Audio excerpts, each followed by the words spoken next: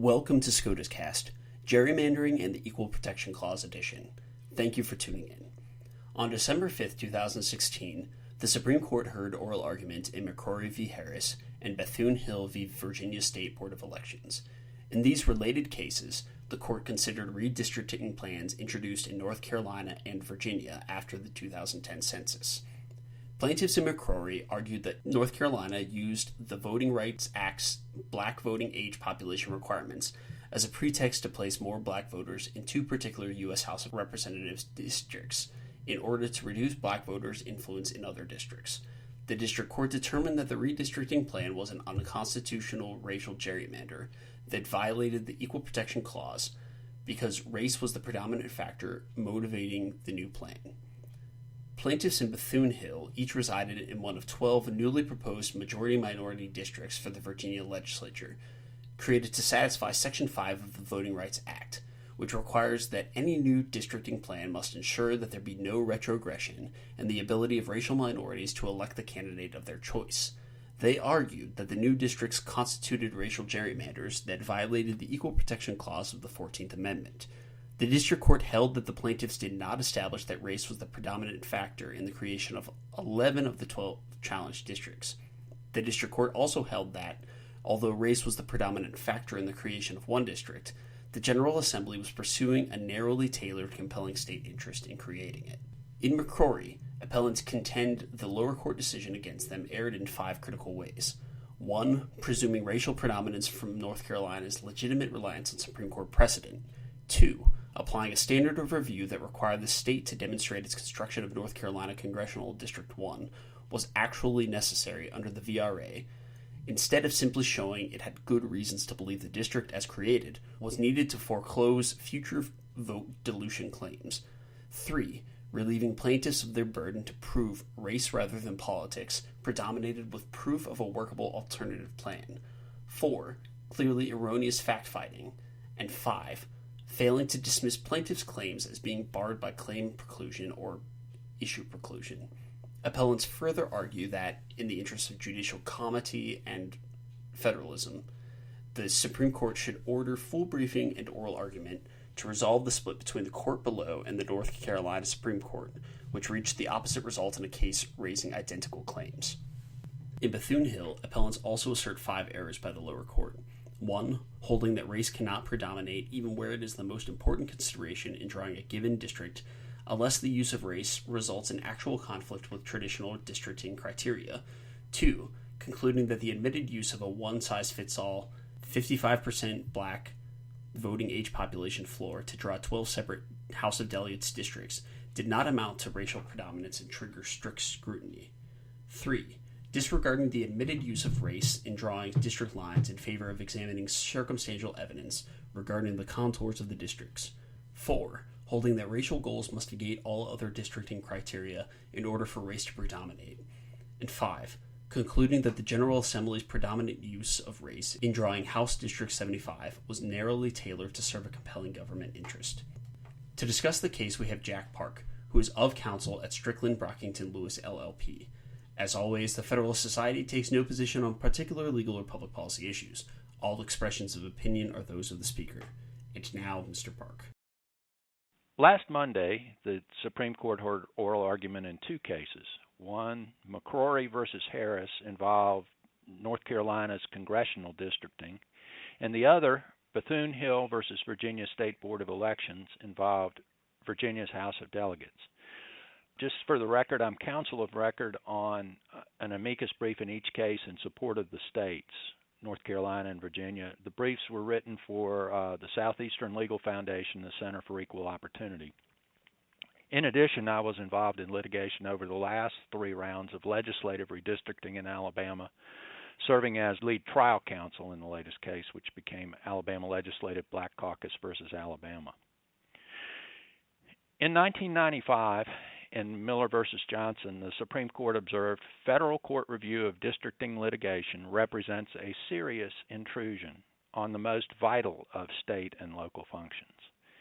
It explained the distinction between being aware of racial considerations and being motivated by them may be difficult to make. This evidentiary burden together with the sensitive nature of redistricting and the presumption of good faith that must be accorded legislative enactments, requires courts to exercise extraordinary caution in adjudicating claims that a state has drawn district lines on the basis of race. Redistricting is also an inherently political task.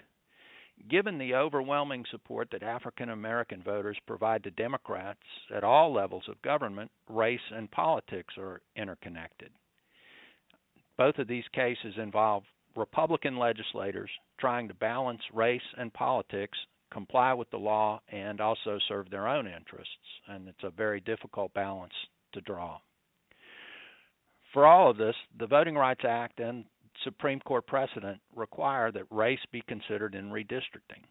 In 1986, in Thornburg versus Gingles, the court set out a three-part test for identifying when a majority-minority district should be drawn. That test looks at whether the minority community is, first, sufficiently large and geographically compact to constitute a majority in a single-member district. Second, whether it's politically cohesive. And third, whether in the existing arrangement it's consistently outvoted by the white majority. Since Thornburg v. Gingles in 1986, the majority-minority districts, black majority districts that could be drawn have been drawn. In each new round of redistricting, though, the legislature needs to rebalance population so that the districts comply with constitutional one-person, one-vote standards and have approximately equal population. All parts of states don't grow the same way, and there's some rebalancing of population needed, and that requires redrawing of plans. For congressional plans, the tolerance for population deviation is very tight. It's close to a zero-sum game. For legislative and local districts, in contrast, more latitude is constitutionally permissible. That said, in the 2000 round of redistricting, Virginia and Alabama both tightened their legislative deviations from plus minus 5% or 10% to plus minus 1% or 2%. Formerly, in the covered jurisdictions, Section 5 would drive the preservation of majority-minority districts. If they were underpopulated, you would add population to them, typically more minority population than majority, in order to keep them black majority. Now, Gingles, with Section 5 gone as a result of Shelby County versus Holder, Gingles, in its interpretation of Section 2 of the Voting Rights Act, should drive the same result. We should have black majority districts in the same places that we typically have them, which is where they are large enough to be a majority in a district. But what majority do you preserve? We're about preserving a majority. In ALBC, the Supreme Court said that the relevant inquiry is to what extent do we have to preserve existing minority percentages in order to maintain the minority's present ability to elect a candidate of choice. That's a suggestion that having too many African American voters in a district may somehow be a problem. Just by way of introduction, Bethune-Hill and McCrory offered the Supreme Court a chance to heed its 20-year-old guidance about extraordinary caution. That's unlikely. So, in Bethune-Hill, the plan for the Virginia House of Delegates brought each of the majority-minority districts in at 55% BVAP, black voting age population. We should note that some Democrats think a majority should be 50% BVAP plus 1. And in the Alabama case, our experts suggested that a district that was 50.1% African American and 49.9% white would be a very difficult district to represent. On every issue, the population would seem to be pretty split, and that there's no way of curing that. But turning to the percentage alone, 50% BVAP plus 1 doesn't seem to be a very secure majority. And we're talking about the majority of African Americans. We don't care about the minority of other voters. Voting age population, though, includes people who are not entitled to register to vote. Non-citizens and felons are two examples. We also know that not everybody who is eligible to register to vote does so. Finally, we know that not everybody who is registered to vote actually does so. So 55% BVAP might look like a reasonable majority. We also know that in the Virginia House of Delegates, using a 55% BVAP goal brought down the African American population in 9 of the 12 majority-minority districts. They were all above 55%, those 9. It brought it up slightly in 2 others, which were at 52, 53%, and brought one district from about 46% BVAP to a 55% majority.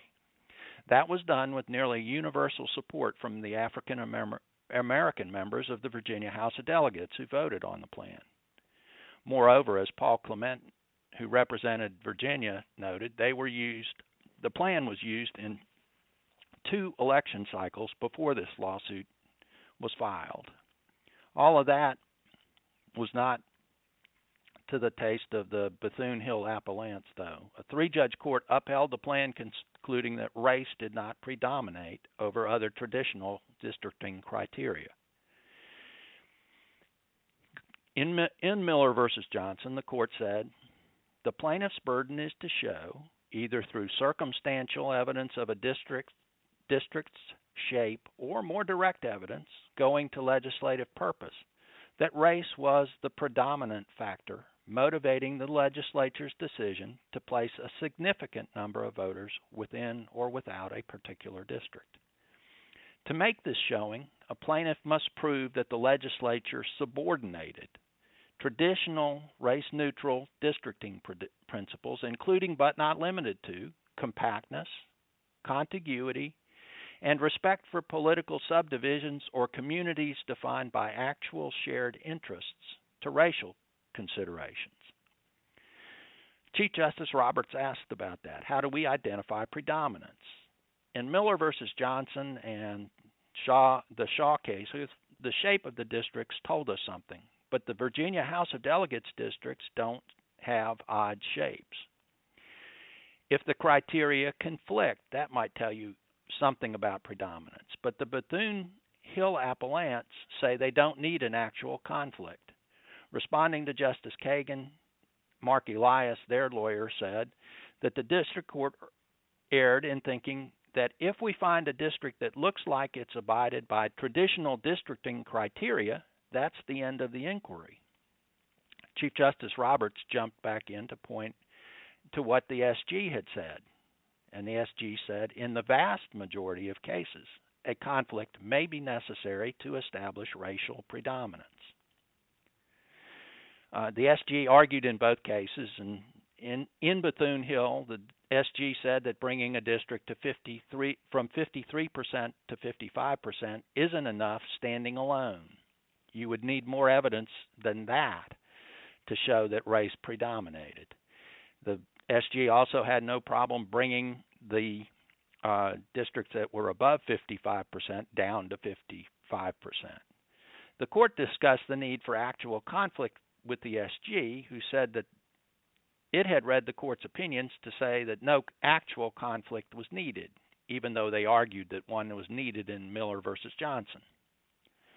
Justice Breyer pointed to his ALBC opinion in a couple of places and its focus on the number of people moved into or out of a district and their race. In ALBC, the point of contention and the thing that Justice Breyer pointed to was ALBC Senate District 26. That case is now on remand. It's an odd-looking district, but the incumbent lives in one of the odd parts, and that odd part in which the incumbent lives is a complete precinct. In order to cure that part of the problem, you'd have to put the incumbent in another district or break up the precinct. In Bethune-Hill, The real problematic district is the 46% district, which had to add African American voters to get to 55%. In Bethune-Hill, Justices Kagan and Breyer seemed to think that the district court used the wrong test. What that would produce is a remand without any assurance that the outcome would be different, but the dust would certainly be ground finer. In McCrory, 2 congressional districts were at issue. North Carolina's Congressional District 12 has been a bone of racial gerrymandering contention since Shaw versus Reno in 1993. And the question in McCrory is how to distinguish race from politics. In 2000, the court in Easley versus Cromartie said something that appears to be on point. In a case such as this one, where majority-minority districts, or the approximate equivalent, are at issue, and where racial identification correlates highly with political affiliation, the party attacking the legislatively drawn boundaries must show, at the least, that the legislature could have achieved its legitimate political objectives in alternative ways that are comparably consistent with traditional districting principles. That party must also show that these districting alternatives would have brought about significantly greater racial balance. For North Carolina Congressional District 1, the legislature took a plurality minority district, one that was about 48% African American, and brought it up above 50%. And they said they were complying with Bartlett versus Strickland.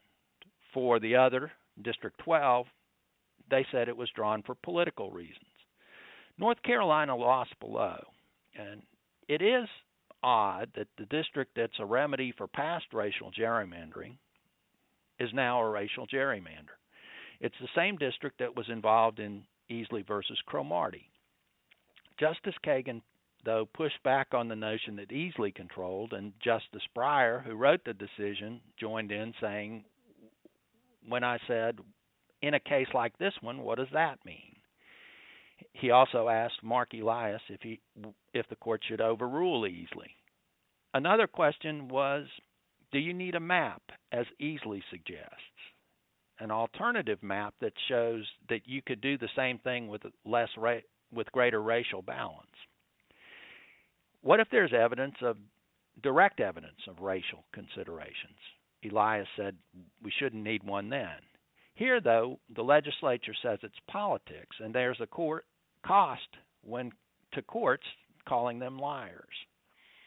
For District 12, the plan drawer looked at political data everywhere but in Guilford County, and the consideration of race in Guilford County was informed by Section 5 of the Voting Rights Act, which was still effective. And as Paul Clement says, it's not the world's biggest burden to come up with an alternative map. If the map shows little change from what the legislature did, given the correlation between race and political affiliation, it seems that the fight is about a lot of nothing. Congressional District 1 presented a different problem. It was 97,563 people short of the ideal district. You needed to add population to it, and you wanted to keep it as a black majority district. It could have gone into Wake County or into Durham, and conversation with an incumbent drove it into Durham County. But the larger issue is a district that's underpopulated like that presents a serious problem for the legislature. One other question concerned the res judicata effect of prior state court litigation. The North Carolina courts had upheld not only the congressional plan, but also the legislative districts against an attack. We presume that state courts are capable of handling federal constitutional and statutory claims. And as Justice Kennedy pointed out, the first-in-time decision would control. The Solicitor General told Chief Justice Roberts that the effect of the prior state court decision should be addressed using res judicata and issue and claim preclusion principles without being more definite. What do we think of going forward? There is a lot of redistricting litigation This latest round is a series of Democratic attacks on Republican plans with the goal of driving down the percentage of African Americans in black majority districts. But the question is, will the court tamp it down, or, as Paul Clement put it, will it let Shaw claims be used to get around the tougher standards that apply to vote dilution claims? As Paul put it, these are junior varsity vote dilution claims, and the plaintiffs call them Shaw claims because it helps them. The second consideration is, what do you do with existing underpopulated crossover districts? A crossover district is one in which there is no black majority. Rather, it's in the mid to high 40s, and it wins with support from white voters who cross over and vote Democrat. It's inherently difficult to draw them in the first place, but the question is, all right, next round, do you preserve them in amber? In Bartlett versus Strickland, the court said, well, we don't want legislatures to have to draw crossover districts. In order to do that, they'd have to look at what percentage of white voters supported minority preferred candidates in the past. How reliable would the crossover votes be in future elections? What types of candidates have white and majority voters supported together? Were past crossover votes based on incumbency, and did that depend on race? What are the historical turnout rates among white and minority voters, and will they stay the same? Those vexing questions are the same kind of questions you get when you talk about preserving them.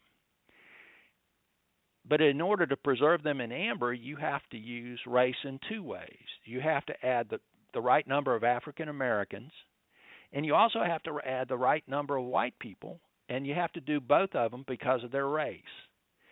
Not only that, you have to get their politics right, because what you want to do, and the Democrats want this, you have to come back with a performing Democrat district.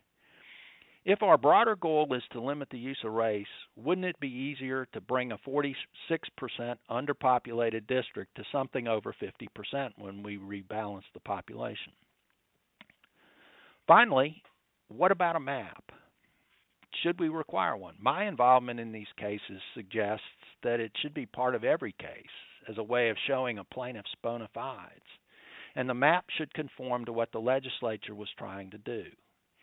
In the ALBC case on remand, the district court told the plaintiffs, all right, come up with a map to see what you could do. With that, I guess I'll conclude and say that it'd be nice if the court would get out of it, but I don't see them doing it. Thank you for listening to this episode of SCOTUScast. For more episodes of SCOTUScast, as well as audio and video of past Federalist Society events, please visit our website at www.federalistsociety.org/multimedia.